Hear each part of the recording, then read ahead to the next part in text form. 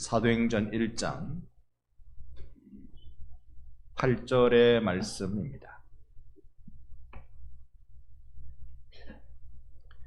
1장 8절 말씀 여러분 찾으신 줄 알고 우리 다 함께 한 목소리로 읽어보겠습니다. 오직 성령이 너희에게 임하시면 너희가 권능을 받고 예루살렘과 온 유대와 사마리아와 땅 끝까지 이르러 내 증인이 되리라 하시니라. 아멘. 할렐루야. 우리 좌우로 서로 얼굴 마주보며 인사합니다. 사랑합니다. 존경합니다. 교회란 어떤 곳일까요? 교회라는 곳은 엄밀히 말하면 사람들이 모여있는 곳임에 틀림없습니다. 그런데 왜 교회가 있는 곳마다 새로운 역사가 일어나게 되었을까요? 구한말 이 나라에 조선이라고 말할 그때 끝자락에 선교사들이 들어오기 시작했습니다. 나라의 구군은 다 했고 이제 왕은 힘을 잃고 그리고 이 나라를 노리는 일제에 멸망 바로 이르게 되었을 그때 이 나라 백성들은요 신불신간에 교회를 의지하기 시작했습니다. 교회에 가면 나라 살릴 길이 있을지 모르겠다. 다른 데는 기댈 수가 없고 교회 바라보면 교회라는 걸 이 땅에 전해준 선교사들을 바라보면 그들의 진실된 마음과 헌신된 수고와 땀을 바라보면 이 나라에 희망이 있을 것 같다. 그래서 사람들이 너나 할 것 없이 교회를 찾았고 민족의 성각자라는 사람들은 다 교회에 와서 대화하기 시작했습니다. 교회가 무엇일까요? 사람들의 모임인 것을요. 사람은 아무런 힘이 없습니다. 창세기 1장에 보니까 그죠? 창세기의 말씀에는 사람은 무엇으로 만들어졌어요? 흙으로 만들어졌어요. 아무런 가치가 없습니다. 흙이 뭐라고요? 사람의 만들어진 흙, 그거 한 줌의 흙이라고 그렇게 표현을 하는데요. 사람이 흙밖에 되지 못합니다. 그런데 이 흙이라는 존재가 무엇을 만나야 사람이 되고 살아있고 생명이 있고 역사가 일어나는 것입니까? 그것은 여호와의 생기가 그 코에 들어갈 때 역사가 일어났던 것입니다. 오늘날에도 분명합니다. 우리가 흙으로 만들어진 존재, 그래서 살아있는 듯 서 있을 수는 있겠습니다만 움직여지는 것, 생각하는 것, 역사를 이루어내는 것, 그건 우리 콧구멍 속에 하나님의 생기가 들어왔을 때 내가 생명이 되어서야 그 일이 일어나는 것처럼 오직 성령이 너희에게 임하시면 너희는 권능을 받는 줄로 믿습니다. 이게 성경이 우리에게 알려주는 숨의 역사, 바람의 역사, 생기의 역사라는 것입니다. 성령이라고 말하는 이 원어도 살펴보면 거룩한 숨이에요. 거룩한 숨쉬기, 숨내심. 이게 성령이라는 단어의 원뜻입니다. 내주 성령님이 그렇다는 뜻이 아니라 단어의 뜻이 그렇다고요. 그러니까 성령의 역사는 바람처럼 우리에게 임하는 것입니다. 어디로서부터 와서 어디로 가는지는 우리가 모르겠지만 바람이 부는 것은 우리가 안단 말이지요. 성령의 사람이 그러한 것입니다. 저 사람이 어쩐 일인지 무엇을 경험했는지 그건 모르지만 저 사람을 통하여 역사가 일어나는 걸 보니 성령이 역사하고 계시는구나. 여러분, 오늘 이 예배가 성령의 임하는 예배가 되기를 주님의 이름으로 축원합니다. 마음을 엽시다. 기대합시다. 성령님에 대한 우리의 간절한 마음을 우리의 눈빛으로, 우리의 피부로, 우리의 숨내심으로 그대로 주님 앞에 반응하십시다. 오늘 우리가 성경을 보니까요, 성령이 임하시면이라고 말씀합니다. 이 임하시면이라는 말씀이 잠깐 불고 지나가더라 라는 뜻이 아닙니다. 제가 이걸 원어로 보고 깜짝 놀랐습니다. 이런 거예요. 이렇게 덮쳐오는 걸 말합니다. 나타나되 어떻게 나타났냐면 가득 덮쳐서 나타나는 겁니다. 마치 농작물에 메뚜기 떼가 샥 밀려오는 것처럼 말입니다. 요즘 영화 좋아하시는 분 보면 그런 영화들 많이 있을 거예요. 여러 가지 거대한 것들이 막 저항할 수 없을 정도로 우리가 피하지 못할 정도로 우리를 덮쳐오는 그런 모습 말입니다. 성령이 너희에게 임하시면 이건요 덮쳐오는 것을 말합니다. 성령님이 여러분을 덮쳐서 여러분이 주인이 아니라 하나님이 주인이라는 사실을 알려주기를 소망합니다. 오늘 우리의 예배가 성령님께서 나를 덮쳐주시는, 덮어서 임하시는 그 놀라운 은혜의 역사를 통하여서 우리 안에 두려움이 사라지고 담대함으로 바뀌어지는 역사가 있을 것입니다.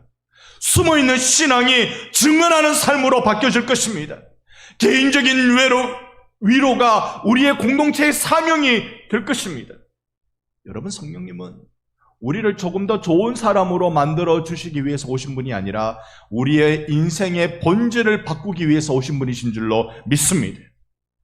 이 성령님을 맞이하는 교회가 세상을 바꾸는 역사를 일으키더라. 겨우 흙밖에 안 되는 우리의 존재가 성령님 때문에 이 세상을 살리는 일을 하더라. 이 일이 우리 반성교회 성도들의 일이 되기를 내 주 예수의 이름으로 축복합니다. 교회는 연약합니다. 오래전 말씀드렸습니다만 제가 대학 때 구약을 가르쳤던 강사분이 한 분 계셨습니다. 박길련이라는 목사님이신데요. 이분이 대구에 계시는 분이셨는데 이런 그 교회가 연약한 존재라는 걸 익히 잘 알고 계셨어요. 이걸 묵상하시면서 교회를 개척하셨는데 그래서 교회 이름을 뭐라고 했다고요? 연약교회로 했어요. 연약교회. 연약교회로 했더니 그 교회를 설립하려면 노회의 허가를 받아야 돼요. 그렇게 교회 이름으로 노회의 설립 허가를 받으려고 청원을 했더니 노회에서 안 된다 한 거예요. 교회가 왜 연약하냐고. 교회가 강력한 곳이지, 교회가 능력이 있지, 왜 연약하냐고. 이 말을 들으면 이게 맞는 것 같고 저 말을 들으면 저게 맞는 것 같은 이 고민을 어떻게 하죠?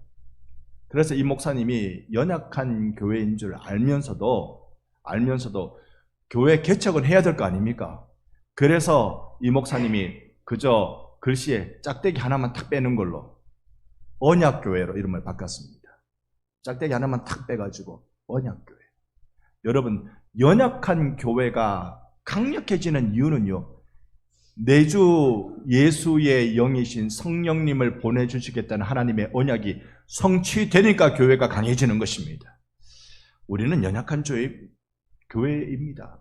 초대교회는요, 이런 건물도 없었습니다. 이런 건물, 소위 사각형의 이런 건물 형태를 가진 것은 주 4세기가 돼야, 예수님 오시고 한 300년쯤은 지나야 이런 건물 형태가 생겨납니다. 그전까지는 전부 다 가정교회. 집집마다 오늘은 이 집에서 내일은 저 집에서 그렇게 교회들이 모이는 것입니다. 그래서 모인 예루살렘의 교회가 크게 잡을 때, 신학자들은 크게 잡을 때 6만 명이라고 봤습니다. 어마어마한 숫자가 주일되면 교회들이 가정에 모여서 얼마나 찬송 소리가 크게 일어났을까요? 제도도 없고 권력도 없습니다. 교회 가면 무슨 권력 아니요, 더욱더 박해받고 조롱받습니다. 심지어 박해로 인하여서 교회가 쪼개져서 성도들이 흩어지기 시작합니다. 그런데 그 교회가 세상을 뒤흔드는 교회가 되더라. 우리가 사모할 것 아니겠습니까? 왜 그럴까요? 연약한 교회가 하나님의 언약을 이루는 하나님의 주권적 역사를 경험하니까 세상을 바꾸는 교회가 되기 시작했습니다. 구원말, 이 나라의 정부는 백성을 지키지 못해도, 이 나라의 조정은 백성의 안위를 책임지지 못해도 교회는, 하나님의 나라를 외치는 교회는 이 나라를 지킬 수 있다는 마음으로 그때 사람들이 교회로 모여들었던 것이지요. 교회의 힘은요, 규모에 있지 않습니다. 너희 교회에 몇 명 모이냐, 그걸로 교회의 힘이 결정나지 않습니다. 어떤 전략을 가지고 이걸 이루어 가느냐, 거기에 있지도 않습니다. 여러분, 교회의 힘은 내주 예수 보내신 성령의 임재에 있는 줄로 믿습니다. 성령이 임하면 교회는 힘을 갖고 역사가 일어납니다. 그래서 교회는 약합니다. 이것이 교회의 약점이에요. 그런데 이 약점 때문에 성령 안에서 가장 큰 장점으로 바뀌어지는 것입니다. 나의 약한 데서 주의 강함이 드러나도록 주님이 설계하셨기 때문에 그렇습니다. 그래서 교회는 세상을 살리는 공동체로 세워진 것입니다. 교회가 세상을 살림의 모습은 사도행전만 봐도요, 몸을 살리고 마음을 살리고 관계를 살립니다. 성령이 임하는 모습 한번 볼까요? 사도행전 3장에 가면 6절에 금과 은은 내게 없거니와 내게 있는 이것을 내게 주노니, 다 같이요, 나사렛 예수 그리스도의 이름으로 일어나 걸으라. 아멘. 성령이 임하면 몸을 고치기 시작합니다. 오늘 교회에 관하여 말씀을 여러분과 나누게 됩니다만, 이 말씀 한 절 한 절이 혹 여러분의 심령에 와닿아서 여러분에게도 역사가 일어나기를 소망합니다. 교회는 몸을 고칩니다. 오늘 이 예배 시간에도 몸 고침에 필요가 있는 자들마다 성령님 임하셔서 만져주시기를 간절히 소망합니다. 내게 있는 것 의술도 아니고, 내게 있는 것 병원에 데려갈 만한 재물이 있는 것도 아니고, 내게 있는 것 은과 금은 내게 없거니와 나사렛 예수 그리스도의 이름으로 일어나 걸으라. 성령이 임하면 나타나는 역사였습니다. 안진뱅이가 일어나 걷습니다. 복음은 영혼만이 아니라 몸의 회복도 나타나게 해 주셨던 것입니다. 두 번째로 성령이 임한 교회는 마음을 살리기 시작했습니다. 우리가 지난번 시간에도 같이 봤습니다만, 바울과 실라가 빌립보 감옥에서, 즉 복음 전하다가 빌립보에서 복음 전하다가 두들겨 맞아 혼절하고 그렇게 감옥에 던져졌을 때 한밤중에 깨어나 일어났던 그 장면 말입니다. 제가 사도행전 16장 24절이면 25절은 여러분이 받아주십시오. 그가 이러한 명령을 받아 그들을 깊은 옥에 가두고 그 발을 착고에 든든히 채웠더니 바울과 실라가 기도하고 하나님을 찬송하며 죄수들이 뒤떠라. 아멘.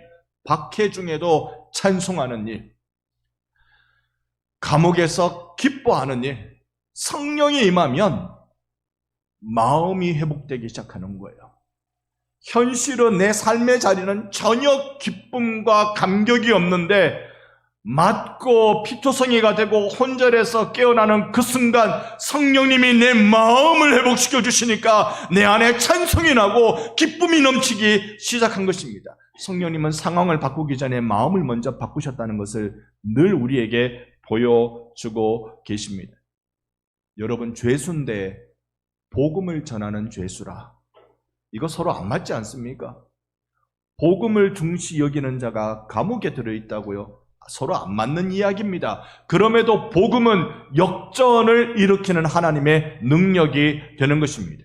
그래서 이 바울과 실라의 마음이 회복됐을 때 그때 나타난 기적이 바로 이어 26절 같이 한번 읽어보겠습니다. 이에 갑자기 큰 지진이 나서 옥터가 움직이고 문이 곧 다 열리며 모든 사람의 매인 것이 다 벗어진지라. 아멘. 오늘 여러분 예수의 복음 때문에, 복음으로 임하신 성령 때문에 여러분 마음에 매인 모든 것이 풀어지는 역사가 일어나기를 주 예수의 이름으로 축원합니다. 내 마음 묶인 것 많지요. 오늘 이 시간 여러분 예배자에 나오면서 내 마음이 답답하고 묶였던 것들이 많이 있지요. 억울한 것도 있고 힘든 것도 있고 남에게 말 못할 사정도 있고, 그러나 그것을 성령이 임하는 자리에 두었을 때 모든 매인 것을 풀게 해주시는 성령의 역사를 저는 경험하기를 소망합니다. 제게도 그러고 싶어요. 이 작은 가슴 속에 매여 있는 것들이 풀려지는 은혜를 경험하고 싶은 것입니다. 세 번째, 교회는요, 관계를 살려내고 있습니다. 사도행전에 그런 것들을 많이 보여주고 있어요. 그 경계를 깨트리는 일들을 보여주고 있는데요, 유대인과 사마리아인, 즉 남쪽과 북쪽 나라에 이 서로 이 매칭하는 매우 큽니다. 이제 이 나라가 만들어졌을 때부터 남북이 서로 전쟁하는 일을 시했고요. 그리고 한참 세월, 1000년 이상의 세월이 지났음에도 불구하고 유대인들은 북쪽 이스라엘인들을 사람 취급 안 했습니다. 북쪽은 혼혈 민족이라고 그래서 이 단일 혈통이라고 자랑하던 유대인들은요, 사마리아인 곧 북쪽의 수도인 사마리아를 아주 천시했습니다. 그런데 예루살렘 교회에 박해가 일어나고 성도들이 뿔뿔이 흩어져야 되는데 흩어진 자들 중에 7 집사 중에 한 분인 빌립 집사님이 북쪽을 향해 가기 시작했습니다. 그가 간 곳이 사마리아인이지요. 어떤 일이 일어났을까요? 8장 5절로 8절까지를 교독합니다. 빌립이 사마리아 성에 내려가 그리스도를 백성에게 전파하니 무리가 빌립의 말도 듣고 행하는 표적도 보고 한 마음으로 그가 하는 말을 따르 많은 사람에게 붙었던 더러운 귀신들이 크게 소리 지르며 나가고 또 많은 중풍병자와 못 걷는 사람이 나으니 그 성에 큰 기쁨이 있더라. 아멘 아멘. 거기서 빌립 집사님이 복음을 전하니 그리스도를 백성에게 전파하니 무리들이 듣고 표적을 보고 한 마음으로 그 말을 따르더라. 복음을 믿더라. 여러분, 가기 어려운 동네예요. 우리 예전에 그랬다면서요. 반성 교회를 탁 가운데로 두고 윗마을 아랫마을 대판했다면서요. 많이도 싸웠다면서요. 윗마을 아랫마을. 이거 기억 못 하시는 분은, 이 스토리 모르시는 분들은 반성 토백이는 아니십니다. 반성 분들은 알아요. 윗마을 아랫마을 어땠는지. 여러분, 그런데 복음이 들어오면, 그래서 내가 가기 어려운 그곳에 가서 복음을 전하면, 내가 사랑하기 어려운 그 상대를 예수의 이름으로 사랑하기 시작하면 회복의 일들이 일어나기 시작합니다. 사마리아도 예수 믿고 성령 받고 기적이 일어나는 현장이 된 것입니다. 복음은요, 경계를 허무는 일을 하는 것입니다. 신분의 경계를 허물고요, 복음은 민족의 경계를 허뭅니다. 복음은 성별의 차별도 철폐시키는 것이 복음의 능력입니다. 너희도 우리와 같은 성령을 받았다.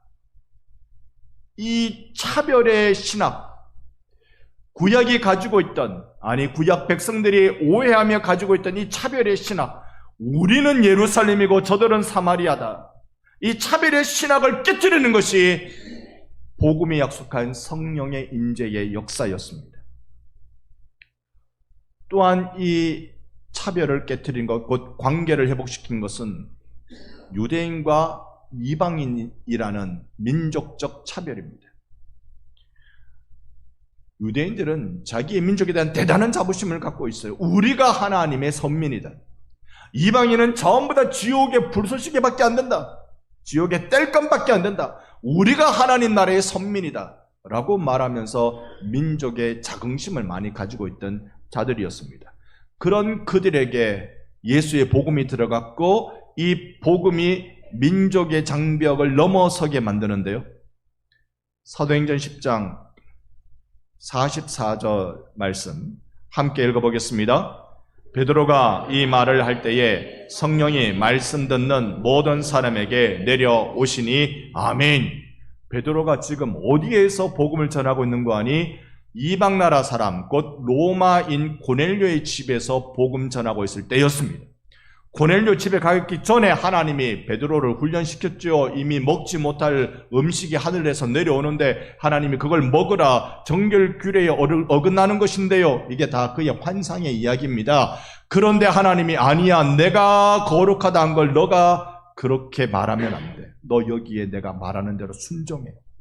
이걸 통하여서 베드로가 이방인인 고넬료 집에 가서 복음을 전했습니다. 복음을 전하는 중에 성령이 임하는 역사가 일어난 것입니다. 오늘 우리의 교회는 사람을 차별하는 세속적 교회가 되지 않기를 원합니다. 오늘 우리의 교회는 모든 사람들이 하나님의 존귀한 자녀로 바라볼 수 있는 우리의 눈이 회복되기를 예수의 이름으로 축복합니다. 여러분, 우리가 받아들일 사람 정하는 그런 공동체 아니라 하나님이 이미 받으신 사람을 환대하는 공동체인 줄로 믿습니다. 우리는 그렇게 사람들을 환영하는 것입니다. 아주 뛰어난 대단한 사람이 와도 예수 안 믿으면 그는 우리의 형제요 자매일 수가 없습니다. 아무리 빈천한 자일지라도 예수 믿으면 존귀한 하나님의 자녀가 된 것입니다.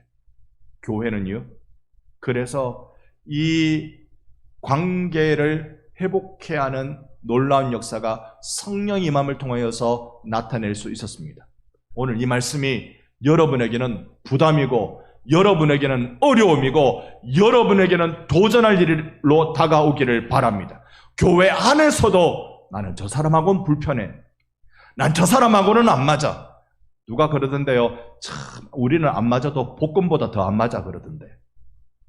안 맞아. 여러분, 나의 죄성이 안 맞는 거지. 성령은 받아주시는 분이십니다. 교회 안에서 안 맞는 분 없습니다. 하나님이 보내신 자를 환대하는 믿음의 마음의 문이 활짝 열려지기를 간절히 소망합니다. 이렇게 회복이 일어나고 교회는 이제 증인의 역할을 해 나가는데요. 생명을 누리고 생명을 나누는 그 기쁨이 무엇인지를 발견해 갑니다. 오늘 우리가 사도행전 1장 8절을 읽었습니다. 너희가 내 증인이 되리라. 증언한단 말입니다. 이것이 물론 법정 용어입니다만 그들의 삶을 보면 법정에 가서 증언하는 정도로 끝나는 것이 아니라 그들은 이제 생명을 누리고 생명을 나누는 삶으로서의 증거자, 전도자가 된 것입니다. 그들이 증언한 내용을 쭉 보면 사도행전에 몇 사람의 몇 번의 설교가 등장하는데 그들의 설교에 늘 반복되는 게 뭐냐면 예수께서 오셨고 이 땅에 사셨고 고난 받으셨고 십자가에 죽으셨고 장사되셨으나 언약된 아침 장사된 몸에 부활의 호흡 시작될 때 무덤을 깨트리고 더 이상 사망은 우리를 주장하지 못한다는 사실을 설교하고 증명하고 있었습니다. 그러므로 교회의 증언이라는 것은, 성도의 복음의 증언이라는 것은 우리의 말로만 하는 것이 아니라 내가 생명을 누리고 생명을 나누는 일을 하고 있다는 것입니다. 그러니 여러분, 먼저 여러분이 증인이 되시기 위해서라도 여러분이 생명을 누릴 수 있는 분들이 되기를 간절히 소망합니다. 생명을 누리셔야 돼요. 밥을 늘 먹는 사람과 일주일에 한 번 밥 먹는 사람은 얼굴이 다르겠죠? 여러분 옆에 분께 살짝 인사합시다. 아침 식사하셨습니까? 네. 좀 얼굴이 다릅니다. 여러분, 하나님 나라를 누리는 사람과 누리지 못한 사람은 똑같이 교회 나와도 다른 거예요. 누리는 사람은 달라요. 늘 얼굴을 웃게 만들 수야 있습니까? 늘 웃고 있으면 저를 또 오해하실라. 늘 웃게 만들 수는 없겠지만 여기가 다르다고요. 여기가 뭔가 달라요. 여기 안에 불이 있고 생명이 있고 여기 안에 뭔가 세상 사람하고 다르구나가 꽉 박혀 있는 겁니다. 여러분 이 심장 속을 저는 볼 수 없지만 여러분 안에 예수의 생명이 있는 줄 믿습니다. 여러분 안에 성령이 임하셔서 여러분을 통하여서 하나님은 역사하고 계시는 분이십니다. 그러니 내가 하나님 나라를 누려야 돼요. 누리면 그러면 자연스레 나눠지게 되는 것입니다. 예수 믿으면 행복해집니다라고 얘기했는데 내 얼굴에 행복이 있어야 되지 않겠어요? 아니, 얼굴에는 그 빛이 안 나도 내 말에는 행복이 있어야 되지 않겠습니까? 여기에 중심에서는 그게 우러나와야 되지 않겠습니까? 내 힘으로 안 돼요. 성령님이 여러분을 하늘나라 누리게 해주시기를 간절히 소망합니다. 초대교회는요, 상처 위에 세워진 교회입니다. 상처 없는 사람 없습니다. 다 우리네 지난 과거 속에 쌓아둔 상처 때문에 꼼짝달싹하지 못하는 사람들이 한두 분이 아닙니다. 교회 와도 그렇습니다. 초대교회 상처를 한번 볼까요? 초대교회는 배신이라는 상처를 가지고 있습니다. 교회가 그렇게 탄생한다고요. 배신, 배반, 이걸로 출발하게 된다고요. 예수께서 부활 승천하심으로 교회가 세워집니다. 그런데 초대교회가 성령이 임하여 역사가 일어나는데, 성령이 임함으로 교회가 시작되는데, 성령이 임하기 위해서 반드시 해야 되는 일이 하나 있었던가 봐요. 그게 뭐냐 하면 가룟 유다의 배신의 상처를 씻는 것입니다. 가룟 유다의 배신, 그걸 씻는 것은 마띠아라는 제자를 세우는 것이었습니다. 교회는 그렇게 부활의 증인을 다시 세우는 것으로 출발하게 됩니다. 오늘날 우리는 상처를 너무나도 소비하려고 합니다. 있잖아, 내가 누구에게 이런 상처를 받았어. 아니 글쎄 그 사람이 나에게 이렇게 말하던데. 있잖아, 누가 당신에 대해서 이렇게 말했어. 교회는 굉장히 이렇게 자칫 경건에 힘쓰지 않으면, 신앙에 긴장하지 않으면 교회는 뒷담화하는 공간으로 변질되기가 얼마나 쉬운지 모릅니다. 기도 제목이라고 함부로 얘기하지 마십시오. 이거 기도 제목인데 말이야라고 말하는 순간 다음 주에 오면 온 성도들이 기도는 안 하고 기도 제목은 다 알고 있습니다. 조심하셔야 돼요. 교회는 상처를 소비하는 공간이 아닙니다. 교회는 상처 위에 사람을 세우는 공동체입니다. 아프지요. 힘겹습니다. 그런데 예수의 영이신 성령께서 주시는 힘으로 교회는 그렇게 세워져 나가는 공동체인 것입니다. 오늘 우리 교회의 부르심은 어떻습니까? 우리 교회는 사명을 갖고 있습니다. 그 사명을 분명히 보여주는 것이 바로 5대 가치의 사명입니다. 여러분, 우리 주보에도 나와 있습니다만 반성교의 5대 가치는요, 세상을 바꾸기 위한 하나님의 생명의 나눔이라고 믿습니다. 반성교 5대 가치 한 번씩 한번 읽어볼까요? 제가 앞에 단어를 말씀하면 여러분 뒤에 문장을 한번 읽어주십시오. 예배. 여러분 오늘 하나님의 임재를 경험하는 예배가 되기를 소망합니다.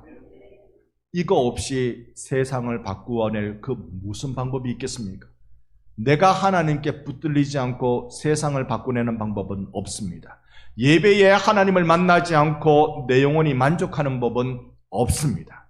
그러니 여러분 예배 오기 전에 기도하셔야 되고, 예배에 와서 집중하셔야 되고, 예배 후에 받은 말씀대로 사셔야 하는 것입니다. 여러분이 하나님 나라 누리는 분들 되기를 간절히 소망합니다.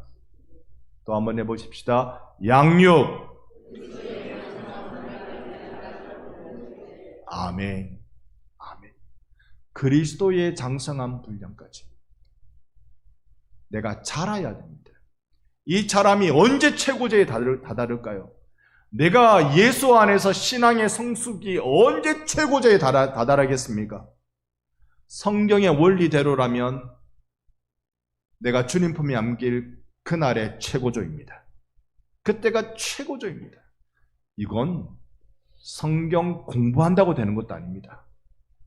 받은 말씀 진리인 줄 알아 내가 붙들고 믿고 순종할 때 이런 일이 일어나는 것입니다.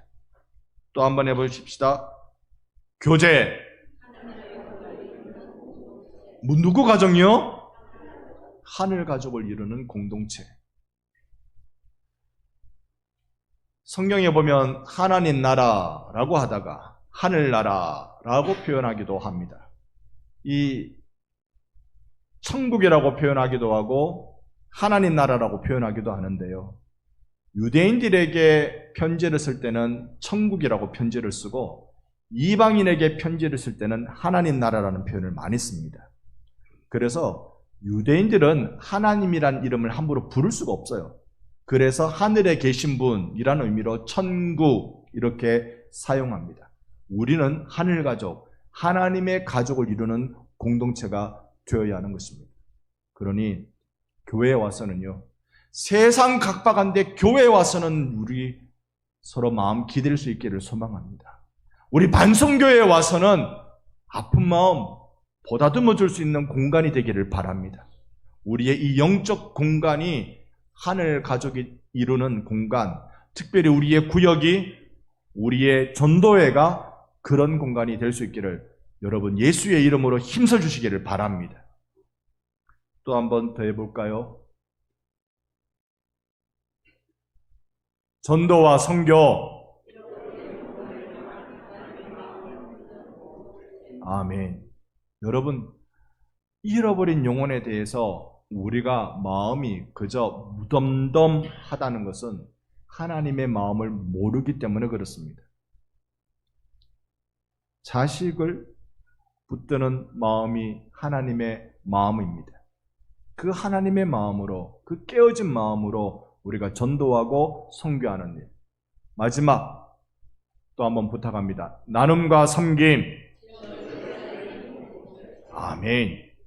이거야말로요, 밑빠진 독입니다. 밑빠진 독을 어떻게 할까요? 계속 부어야죠. 계속 부어야 됩니다. 우리는 지역 사회를 위해서 그렇게 많은 일을 하기는 어렵습니다. 꾸준하게 합니다. 특별히 1월, 2월이면 우리 지역에 있는 초중 고등학교에 장학금 전달을 우리 계속하고 있습니다. 쉬운 일 아닙니다. 교회 경상비 모자라서 전도회에서도 도와주셔서 근근히 교육위원회 주관으로 하고 있습니다. 이거 한지 이제 거의 20년 돼가요. 그런데 한 해도 안 빼고 열심히 하려고 노력하고 있습니다. 귀한 열매를 우리가 봅니다. 어떤 열매인가 하니 장학금을 줬으면 그걸 받은 학생이 교회로 고맙습니다 하면 그게 맞는 것 같은데 그런 사람은 못 만났고요. 못 만났고 우리 교회 앞에 올라오는 이 도로 공사가 필요하잖아요. 그런데 여러분 지금 제가 보는 입장에서는 교회 왼쪽에 공터가 하나 있습니다. 그건 교회 땅이 아니에요. 그 땅에 어느 정도의 양보를 받고 그래야 우리가 계획하는 공사가 이루어질 수 있습니다. 그 땅의 주인을 보니까 이전 진주 외국어 고등학교 교장 선생님의 땅이었습니다. 교회에 와서 우리가 몇 말씀 나눴어요. 그분이 하시는 말씀이 반성교회가 내가 외고의 교장으로 있을 때 졸업식 때마다 장학금을 줬더라고요. 그러니까 교회가 큰 마음으로 이렇게 공사를 진행하려고 하는데 내가 도와드려야 되죠. 들어가는 부분을 기부해 주시기로 하셨어요. 저는 이게 제 상상과 제 기대치에 이 상상 안에 들어오지 못한 또 다른 방식의 하나님의 놀라운 은혜다라는 생각을 하게 됐습니다. 나눔과 섬김은요, 밑빠진 독입니다. 그런데 계속 부으면 세상이 삽니다. 오늘 우리가 예배, 양육, 교제, 전도와 선교, 나눔과 섬김이라는 이 주제는 어느 것 하나 소홀하게 할 수 없는 교회가 가져야 될 반드시 중요하게 지켜야 될 사명인데 이것이 우리가 혁띠 졸라매면서 감당할 일입니다만은 감당하면 세상을 바꾸는 일이 됩니다. 왜냐? 성령의 역사가 없으면 감당치 못하기 때문에 그렇습니다. 여러분, 교회는 약합니다. 그래서 강합니다. 왜냐하면 우리의 능력이 아니라 전능하신 하나님이 우리 교회와 함께 하시기 때문입니다. 우리 연약하지만 우리와 함께 하시는 하나님은 전능한 분이십니다. 그래서 이 시간 우리 찬양하는 시간을, 기도하는 시간을 잠시 갖고 싶습니다.